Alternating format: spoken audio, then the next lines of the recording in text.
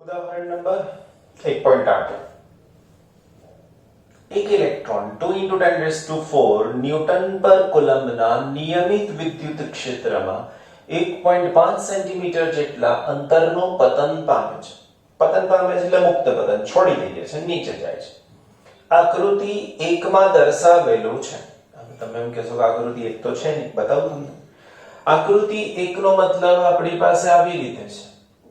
આ આકૃતિ 1 અહીંયા છે માઈનસ અને અહીંયા છે પ્લસ. તો તમે જોઈ શકો વિદ્યુત ક્ષેત્રની ક્ષેત્ર રેખાઓ કઈ દિશામાં હશે? તો ધન થી ઋણ તરફ, એનો મતલબ આવી રીતે. વિદ્યુત ક્ષેત્રની દિશા પ્લસ થી માઈનસ તરફ, બરાબર? હવે અંતરનું પતન પામે છે. હવે ક્ષેત્રનું મૂલ્ય અચળ રાખીને તેની દિશા ઉલટાવવામાં આવે છે, તેમાં એક પ્રોટોન તેટલા જ અંતરનું પતન પામે છે.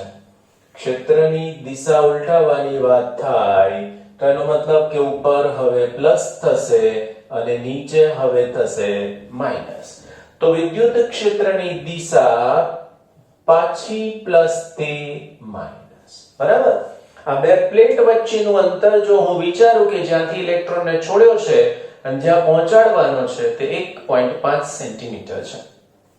આને કહીશું આકૃતિ નંબર 1 અને આને કહીશું આકૃતિ નંબર 2, બરાબર? ઓકે. હવે ફિગર 1, ફિગર 2 અંગ્રેજીમાં લખ્યું છે, ગુજરાતીમાં લખ્યું, ચાલે, હા, કઈ વાંધો નહીં. ઓકે. તો સૌથી પહેલા મને મુક્ત પતનની અંદર સમય શોધવાનો કીધો છે. કન્સેપ્ટ મારા મગજમાં રેડી હોવો જોઈએ. કયો કન્સેપ્ટ? દાખલા ગણવા માટે તમને ખબર છે આપણે એવું શીખવાડીએ છીએ કે તમે એક સિસ્ટમ બનાવેલા. સિસ્ટમનો મતલબ હાઉ ટુ સોલ્વ ઇટ. કેમ ના કરું કે આ દાખલો છે તો આવી રીતના ગણી નાખવાનો, નોટ લાઈક ધેટ. મને મુક્ત પતન એક વર્ડ અગત્યનો લાગ્યો. તો એ મુક્ત પતન, અંતર અને સમય ત્રણેયને જોડતું એક સમીકરણ છે. તો હું અહીંયા લખું કે મુક્ત પતન માટે અચળ પ્રવેગી ગતિનું સમીકરણ છે d બરાબર v0t + 1/2 at². આ d એટલે અહીંયાની ઊંચાઈ h જે મને આપી છે 1.5 સેન્ટીમીટર. તો હું અહીંયા લખીશ d બરાબર h બરાબર 1.5 સેન્ટીમીટર. હવે સેન્ટીમીટર ને મારે મીટરમાં ફેરવવા પડશે કારણ કે આ એકમ ન્યૂટન પર કુલમ્બમાં છે. તો આનો મતલબ થાય 1.5 10⁻² - 2 મીટર. હવે આ બધું સામાન્ય થઈ ગયું. v0 તો અહીંયા લખીશ અહીં d બરાબર h. બીજું તો કે v0 બરાબર 0. કેમ? તો કીધું મુક્ત પતન છે માટે. મુક્ત પતનમાં ઓલવેઝ પ્રારંભિક વેગ શૂન્ય હોય. તો હવે આ બેની અસર હેઠળ હું અહીંયા લખું છું h is equal to, આ 0 થઈ ગયું આખું પદ એટલે નહીં લખું, 1/2 at².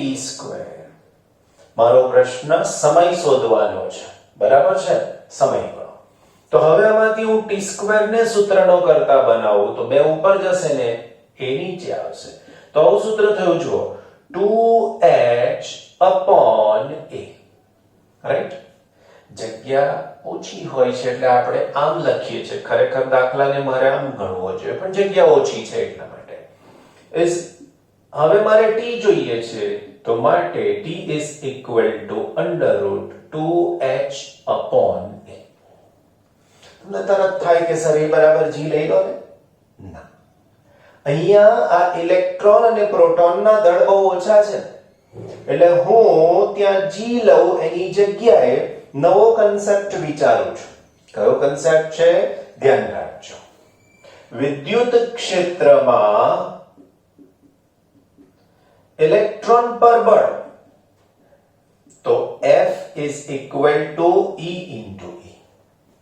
ન્યૂટનના ગતિના બીજા નિયમ અનુસાર ન્યૂટનના નિયમ મુજબ F is equal to ma.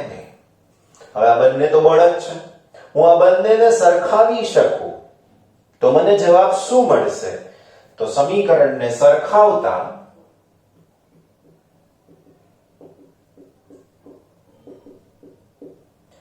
E into E is equal to M into A. મારે A ની કિંમત મૂકવાની છે તો A is equal to E upon M. બસ આ સમીકરણ આપણા માટે અગત્યનું છે. સમીકરણ 2 પણ અગત્યનું છે. હવે જો મને ઇલેક્ટ્રોન માટે સમય શોધવો છે તો હું અહીંયા લખીશ સમીકરણ 2 ને ઇલેક્ટ્રોન માટે લખતા તો શું થઈ જશે? તો અહીંયા લખી શકાશે T E is equal to under root 2H upon AE. હવે તમને પ્રશ્ન થાય આ AE શું છે? તો લખી શકાય કે અહીં સમીકરણ 1 પરથી AE is equal to EE upon M. E upon M.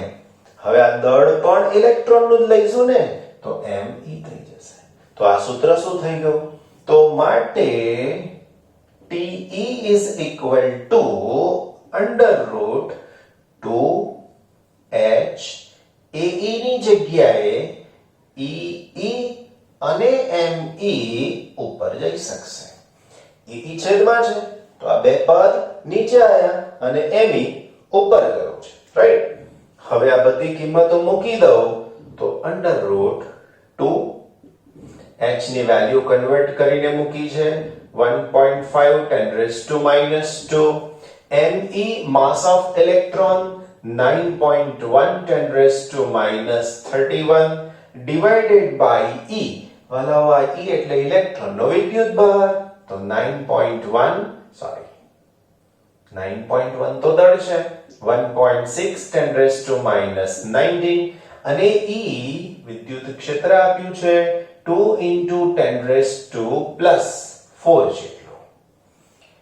આ બધાનું સાદુરૂપ આપતા તો આવડશે ને? જવાબ મળશે સેકન્ડમાં.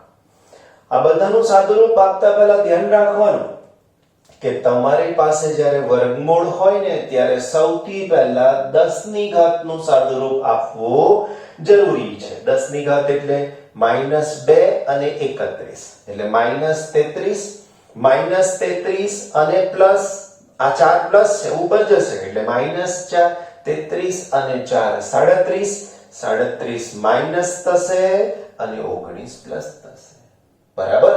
એટલે હવે એ સાદુરૂપ આપ્યા પછી અને જો 10 ની ઘાત એકી સંખ્યામાં હોય તેનો વર્ગમૂળ કાઢવો મુશ્કેલ થાય. એટલા માટે આપણે શું કરીશું? એને બેકીમાં કન્વર્ટ કરી નાખીશું અને પછી એનો જવાબ મેળવીશું. ખાસ ધ્યાન રાખવાનું જ રહેશે તમારે, નહીં તો જવાબ ખોટો પડે. તો આપણે એટલા માટે થઈ અને હજુ એક સ્ટેપમાં તમને મૂકીને આપવું જેથી કરીને તકલીફ ના પડે. Under route into 10 raised to આ બધાનું સાદુરૂપ જો બેકી ઘાત અહીંયા આવે છે તો કોઈ ચિંતા નથી, પણ એકી ઘાત આવે છે તો એને બેકી સંખ્યામાં કન્વર્ટ કરવી જરૂરી બને છે. અને એના પછીનો જવાબ તમને અહીંયા મળશે સેકન્ડમાં. અને જવાબ કેટલો હશે? તો કે 2.9 into 10 raised to -9 second. Okay થશે, રાઈટ? હવે કોઈ એમ કહે કે સર આપણે આ જ વસ્તુને મારે પ્રોટોન માટે ગણવી છે, કારણ કે આપણે પ્રશ્ન પૂછ્યો છે ફિગર 1.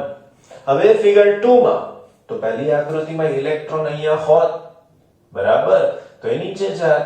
કારણ શું? ધન વિદ્યુતભાર છે. હવે અહીંયા આ જગ્યાએ પ્રોટોન છે, પ્રોટોન પર કેવો વિદ્યુતભાર? પ્લસ, તો એ કઈ બાજુ જશે? અગેન નીચે તરફ. હવે મારે બધું જ ફરીથી લખવું નથી, માત્ર આટલી જ બાબત લખું છું, ધ્યાન રાખજો. પ્રોટોન માટે સમીકરણ 1 પરથી AP is equal to EE upon MP. MP નો મતલબ mass of proton. તો આ એક સમીકરણ આપણે ઉપયોગમાં લઈશું અને એના પછી ડાયરેક્ટ સમીકરણ કે સમીકરણ બને ઇલેક્ટ્રોન માટે લખતા એની જેમ જ પ્રોટોનને લાગતો સમય, તો એ સમયમાં t proton is equal to શું થશે? તો આ સૂત્ર અને ડાયરેક્ટ આપણે લખીશું. તો t proton is equal to under root 2hme, તો 2hmp divided by e અને e. હજુ પાછો પ્રશ્ન e માટેનો. આ e એટલે શું વાલાઓ? તો કે અગેન પ્રોટોન પરનો વિદ્યુતભાર -9 પ્લસ આપણે પહેલાય મૂલ્ય લીધું છે, હજુ પણ આપણે મૂલ્ય જ લેવાનું છે, એટલે બહુ ચિંતા નહીં કરવાની, મૂલ્ય એક જ સરખું હોય. માટે t proton is equal to under root, બધી વેલ્યુ મૂકી દઈએ ને, તો 2h ની વેલ્યુ તો સેમ હશે 1.5 10⁻². એના પછી mass of proton 1.66 10⁻27 અને એના પછી છેદમાં e ની કિંમત 1.6 10⁻19 અને એની સાથે વિદ્યુત ક્ષેત્ર 2 × 10⁴. બરાબર? તો આ પ્રમાણે અહીંયા તમને એનો જવાબ મળશે. અગેન પાછું ધ્યાન રાખીશું કે આને વર્ગમૂળમાં લખીશ, 10 ની ઘાત લખીશ. જો બેકી સંખ્યા આવે છે તો ચિંતા નહીં કરવાની 10 ની ઘાતમાં, પણ જો એકી સંખ્યા આવે છે તો બેકી સંખ્યામાં કન્વર્ટ કરવાની વર્ગમૂળની અંદર જ, અને પછી એનું વર્ગમૂળ લેવાનું અને આનો આન્સર શોધવાનો સેકન્ડમાં. બરાબર?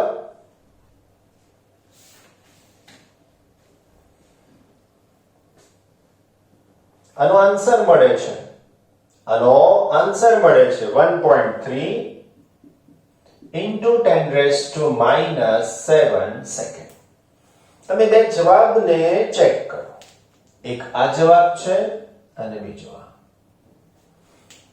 સામાન્ય ઓબ્ઝર્વેશન ગુરુત્વાકર્ષણની જો હું વાત કરું તો મુક્ત પતન થાય તો નીચે પડતા પદાર્થ માટેનો સમય એ પદાર્થના દળ પર તો આધારિત જ નથી, પણ અહીંયા તમે જોયું હશે તો અહીંયા સમય ઓછો છે અને અહીંયા સમય વધારે છે. બીજી વાત, ઇલેક્ટ્રોન હલકો છે દળમાં, પ્રોટોન ભારે છે દળમાં, તો ઇલેક્ટ્રોનને સમય ઓછો અને પ્રોટોનને સમય વધારે લાગે છે. સામાન્ય લોજિક કરતા વિરુદ્ધ લોજિક દેખાયું. જોયું ને? આવું કેમ? આવું એટલા માટે કે પ્રવેગ અગત્યનો ભાગ ભજવે છે. ઇલેક્ટ્રોન માટેનો પ્રવેગ, તમે સૂત્ર લખ્યું ઇલેક્ટ્રોન માટે E/me. તો અહીંયા તમે જુઓ me દળ છેદમાં છે, ઇલેક્ટ્રોનનું દળ ઓછું છે તો એનો પ્રવેગ વધારે, પ્રોટોનનું દળ વધારે છે તો એનો પ્રવેગ ઓછો. તો આ કારણ આના માટે જવાબદાર છે. બીજો એક પ્રશ્ન આપણને આની અંદર જ પૂછવામાં આવ્યો છે કે ગુરુત્વની અસર હેઠળ મુક્ત પતન સાથેનો તફાવત જણાવો. તમે જોયું ક્યાંય કોઈ જગ્યાએ મેં g વાપર્યા નથી. g એટલે ગુરુત્વ પ્રવેગ. તમને એમ થાય સર 10 છે એની કિંમત તો લેવી જ જોઈએ, ના લઈએ તો જવાબ ખોટો પડે. ચેક કરવાનો પ્રયત્ન કરીએ વાલાઓ કે આ પ્રવેગ જો અહીંયાથી આ સૂત્રમાંથી અથવા હું આ સૂત્રમાંથી શોધું તો મને કેટલો મળે છે, ચેક કરવાનો પ્રયત્ન કરીએ. હવે આકૃતિની આવશ્યકતા નથી તો આપણે એને રિમૂવ કરીએ છીએ.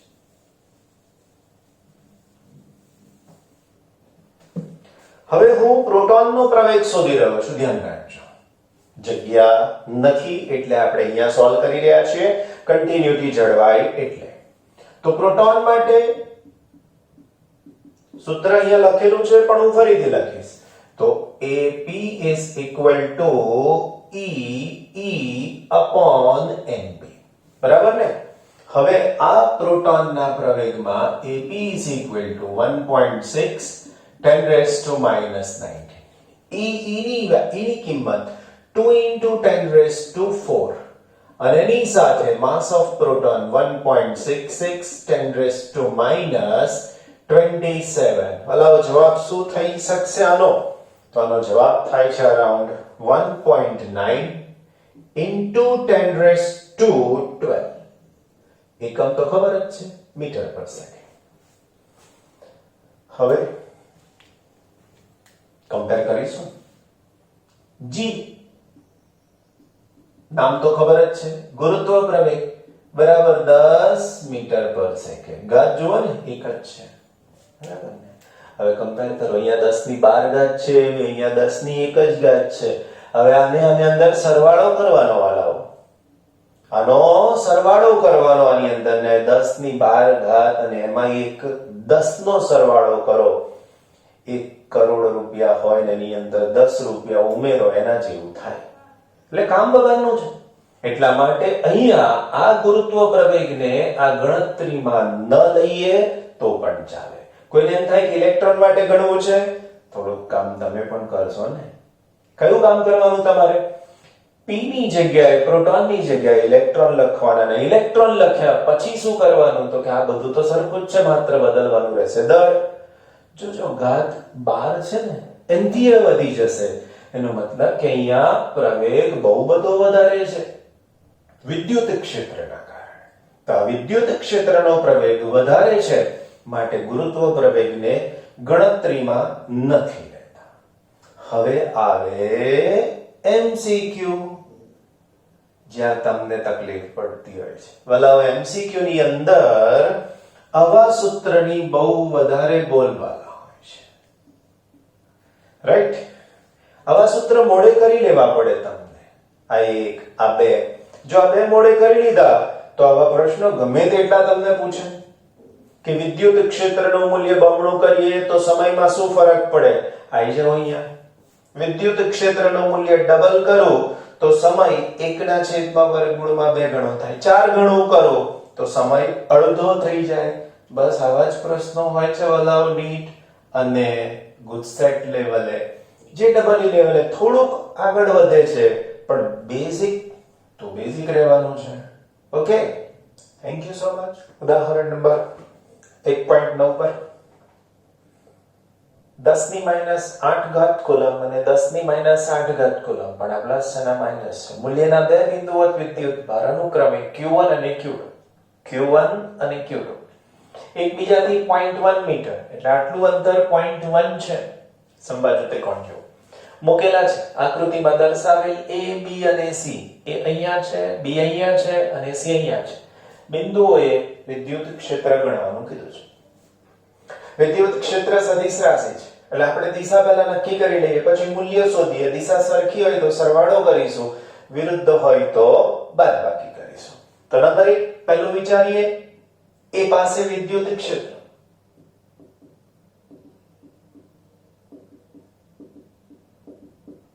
જો આ Q1 ધન છે તો હું લખી નાખું અહીંયા કે Q1 = 10⁻⁻8 કુલમ.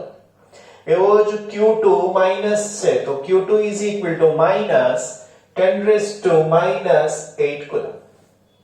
હવે તમને ખબર છે કે ધન વિદ્યુત ભાર અહીંયા જે વિદ્યુત ક્ષેત્ર આપે તો ધન વિદ્યુત ભારની ક્ષેત્ર રેખાઓ બહાર તરફ નીકળે, એટલે અહીંથી આમ નીકળે. એનો મતલબ કે આ દિશામાં વિદ્યુત ક્ષેત્ર મને મળશે એ પાસે Q1 નું. તો હું અહીંયા લખીશ E અને એની સાથે 1 અને કયા બિંદુએ તો કે A. આ સદિશ દિશા, બરાબર? સદિશ દિશાની સાથે. ઓકે, Q2 કેવા છે તો કે માઈનસ. તો માઈનસ ને કારણે વિદ્યુત ક્ષેત્ર તમને ખબર છે કે વિદ્યુત ભાર તરફ જાય, એટલે અહીંયા હોય તો આના કારણે વિદ્યુત ક્ષેત્ર આ દિશામાં મળે. એનો મતલબ ક્યાં રીતે? તો આ થયું E કોના કારણે? બીજાને કારણે. ક્યાં ગણી તો કે A પાસે, તો E2. બસ બંનેનો જવાબ મેળવી લો. બંને એક જ દિશામાં છે તો શું કરીશું વાલાઓ? તો કે સરવાળો કરી દેવાનો. ઓકે, તો લખીએ. તો Q1 ને કારણે વિદ્યુત ક્ષેત્ર, તો એનો જવાબ E1A. પણ હમણાં કીધું એ પ્રમાણે મારે તો મૂલ્ય જ લેવાનું છે. હવે વિદ્યુત ક્ષેત્રનું સામાન્ય સૂત્ર તો કે K, સૂત્રમાં K પછી Q1 1/r². હવે r એટલે અંતર 0.05. Okay, 9 into 10⁻⁹. q1 વિદ્યુત ભાર 10⁻⁻8 divided by r 0.05 અને એનો પણ વર્ગ. બરાબર, ભાગાકાર કેલ્ક્યુલેટર થી કરવાનું છે. આ વિદ્યુત ક્ષેત્રનું મૂલ્ય તમને મળશે 3.6 into 10⁻⁴. વિદ્યુત ક્ષેત્રનો એકમ થઈ શકશે ન્યૂટન પર કુલમ. દિશા તો અહીંયા બતાવી છે, લખવી હોય તો લખી શકાય. કઈ બાજુ થયું તો લખી શકાય જે દિશા a થી જમણી તરફ, a થી જમણી તરફ. ઓકે, હવે આવી જ રીતે હું લખી શકું q2 ને કારણે, રાઈટ, આની જેમ e કોના કારણે? q2 ને કારણે. ક્યાં આગળ? a. જવાબ 9 into 10⁻⁹ તો એમના એમ જ રહેવાના છે. આ થઈ શકશે 10⁻⁻8. હવે કોઈ એમ કે સર માઈનસ છે તો માઈનસ લખો, કઈ વાંધો નથી, પણ છેલ્લે તો તમારે મૂલ્ય જ લેવાનું છે એટલે પ્લસ જ લેવા પડશે. ઓકે, અને એના છેદમાં પણ 0.05 નો વર્ગ. બધું જ સરખું છે. તો આનો જવાબ શું આવશે તો કે 3.6 10⁻⁴ ન્યૂટન પર કુલમ. ઓકે, નાઉ દિશા પણ જોઈ શકો છો, a થી જમણી તરફ. બરાબર ને? ના, હવે તો કે બંને ક્ષેત્રની દિશા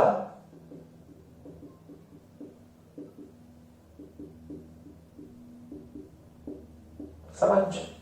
હવે જો બંને ક્ષેત્રોની દિશા સમાન હોય તો a બિંદુ પાસે EA is equal to શું થઈ શકશે તો કે E1A plus E2A. હાલમાં મેં સદિશ લખ્યો નથી કારણ કે દિશા તો નક્કી થઈ ગઈ જમણી તરફ. તો માટે અહીંયા EA is equal to E1A અને E2A. જો બંનેમાં 10 ની 4 ઘાત તો છે જ ને, તો 3.6 10⁻⁴ plus 3.6 10⁻⁴. તો આનો આન્સર, સોરી માઈનસ નથી હો, પ્લસ છે. તો +4, તો આનો આન્સર શું થઈ શકશે તો કે 3.6 plus 3.6 7.2 10⁻⁻⁴. તો મને આન્સર મળ્યો EA is equal to 7.2 10⁻⁴ newton પર કુલમ. દિશા બતાવી છે ને, તો શું લખીશું? a થી જમણી તરફની દિશા. ઓકે ને? નાઉ હવે મને દિશા શોધવી છે b પાસે. તો પાછું a બિંદુએ વિદ્યુત ક્ષેત્ર જે શોધ્યું એવું હવે હું નંબર 2 લઈશ. b બિંદુએ વિદ્યુત ક્ષેત્ર.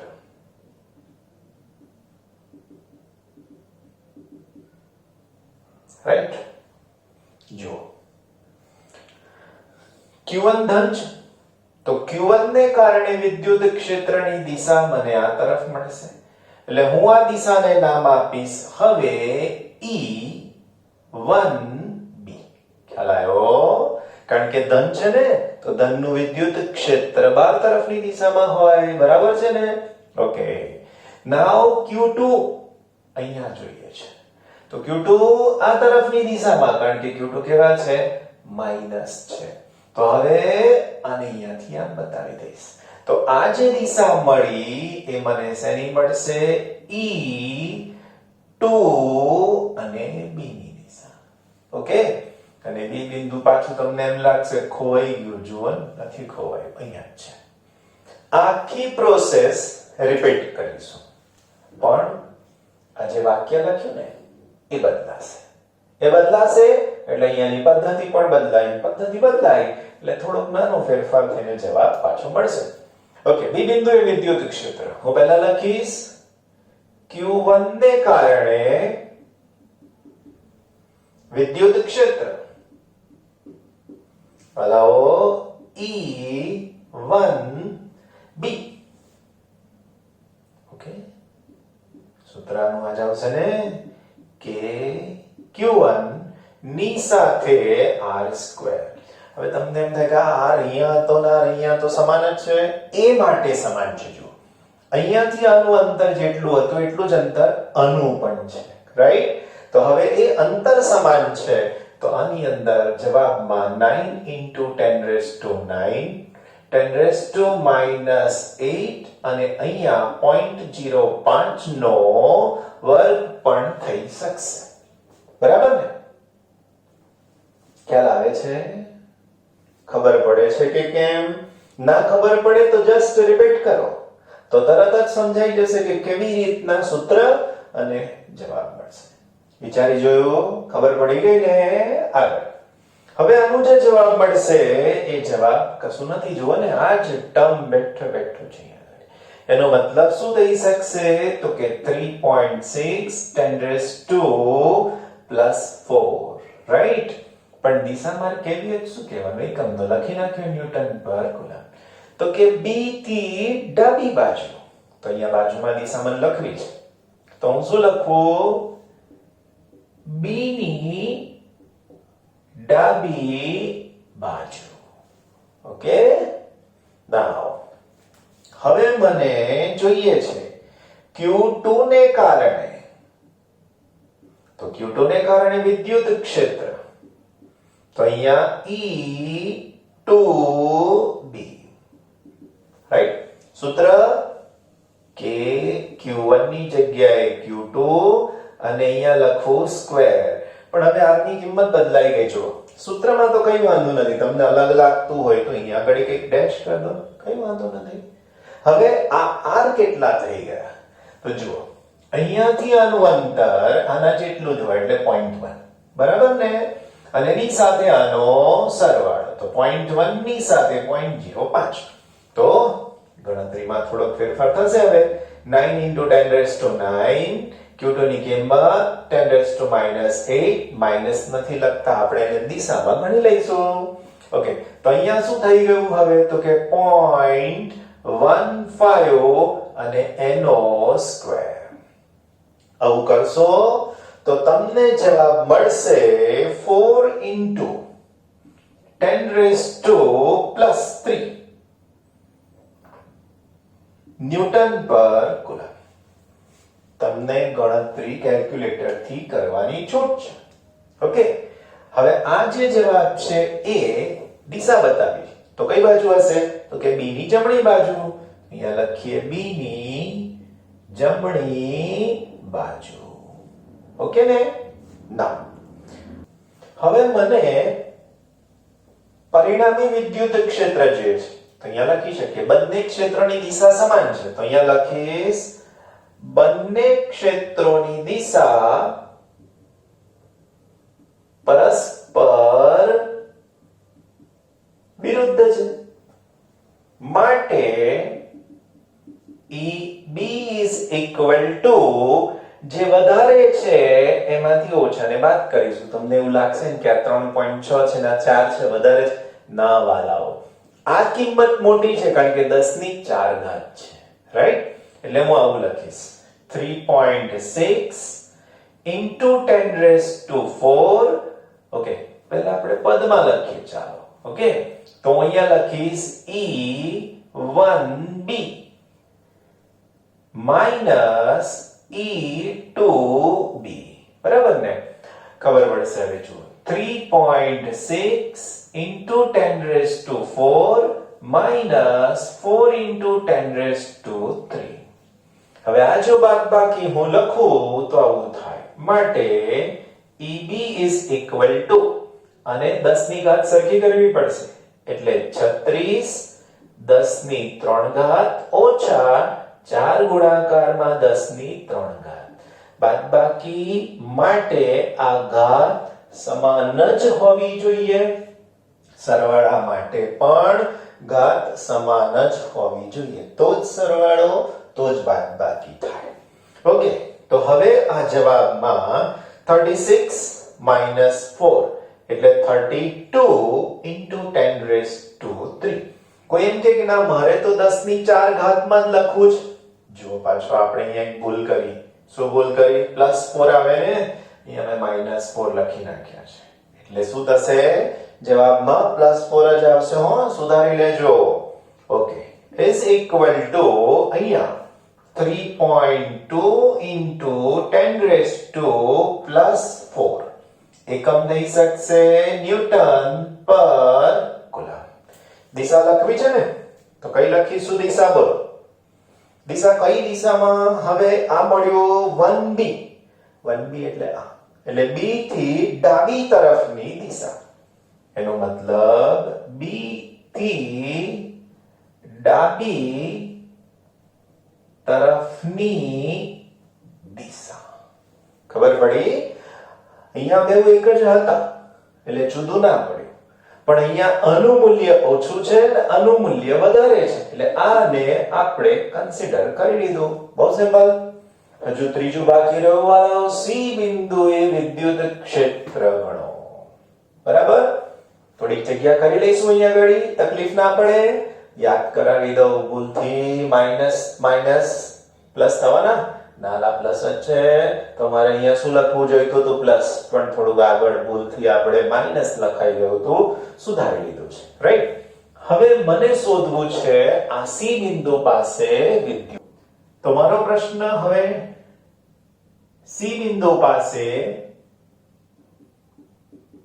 વિદ્યુત ક્ષેત્ર થોડુંક જુદું પડશે કારણ કે સમાન દિશા પરસ્પર વિરુદ્ધ દિશા એવું તેમ ગોઠવાઈ જાય તો વાંધો નથી થતો તો શું થાય છે તે જોઈજો પહેલા ધન વિદ્યુત ભાર Q1 અહીંયા વિદ્યુત ક્ષેત્ર કઈ દિશામાં આપે માઇન્ડમાં એક જ વાત ફિક્સ કરી દેવાની કઈ વાત ધન વિદ્યુત ભાર છે તો ક્ષેત્ર રેખા બહાર નીકળે એનો મતલબ કે C પાસે વિદ્યુત ક્ષેત્રની દિશા મને આમ મળશે અને આ દિશાને હું નામ આપી શકીશ હવે E1 અને C ઓકે એવું જ મને મળશે કોના કારણે તો એવું જ મને મળશે Q2 ના કારણે તો આ Q2 ના કારણે દિશા કઈ બાજુ મળવાની તો કે અહીંયાથી નીચે તરફ આવે કેમ આ જ દિશા લીધી વાલા ઋણ વિદ્યુત ભાર છે અને ઋણ વિદ્યુત ભાર હોય તો વિદ્યુત ક્ષેત્ર અંદર તરફ થાય તો આ થઈ શકશે E2 અને C બરાબર ઓકે હવે આ બેનો મને સદિશ સરવાળો કરવો પડશે કેમ તો કે બંને વિરુદ્ધ પણ નથી એક સમાન પણ નથી તો શું કરવું જોઈએ તો કે સબાચનો નિયમ તો સબાચના નિયમ પ્રમાણે આને હું અહીંથી આમ બતાવું આને હું અહીંથી આમ બતાવું તો હવે મને આ દિશા વિદ્યુત ક્ષેત્રનું પરિણામ આપશે જેને હું કહી શકીશ E કયા બિંદુ પાસે C બિંદુ પાસે ખ્યાલ આવી ગયો ને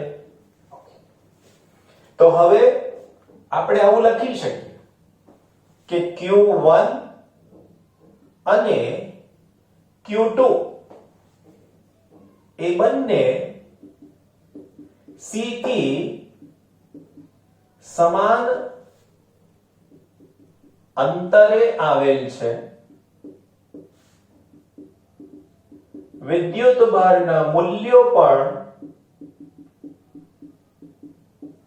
સમાન છે માટે C પાસે વિદ્યુત ક્ષેત્ર પણ સમાન મૂલ્યનું જ મળે દિશાનો ઉલ્લેખ નથી કર્યો છે હા તો હવે મને આવું લખી શકાય E1C is equal to E2C is equal to K Q upon R square right તો આનો જવાબ થઈ શકશે 9 into 10 raised to 9 Q ની કિંમત 10 ની -8 ઘાત અને R નો સ્ક્વેર R એટલે આપણી પાસે 0.1 અને એનો સ્ક્વેર આ વિદ્યુત ક્ષેત્રનું મૂલ્ય મળે છે 9 into 10 raised to 3 ન્યૂટન પર કુલમ આ એનો જવાબ થઈ ગયો જો દિશા મેં કશું કીધું જ નથી બરાબર ને તો હવે હું શું કરીશ દિશા માટે? યાદ કરો આગળ એક દાખલો ગણ્યો છે આ ચેપ્ટર ની અંદર કે એક આ સદિશ હોય બીજો આ સદિશ હોય, બંનેના મૂલ્યો સરખા હોય તો પરિણામી સદિશ શોધવા માટેનું સૂત્ર આપણે લખ્યું છે, યાદ હોય તો શું લખ્યું છે? આને હું નામ આપી દઉં E ડેશ. બરાબર? તો જો માટે C પાસે પરિણામી ક્ષેત્રનું મૂલ્ય બરાબર EC is equal to under route. યાદ છે સૂત્ર? શું હતું અંડર રૂટ? તો કે આની અંદર E1C square plus E2C square plus 2E1C E2C into cos 120. કેમ 120? તો કે આ ખૂણો 120 નો થાય. બરાબર ને? બસ હવે E1C E2C ની જગ્યાએ હું શું લખી દઈશ? તો કે E ડેશ. માટે EC નું મૂલ્ય શું થશે? તો કે અંડર રૂટ E1C.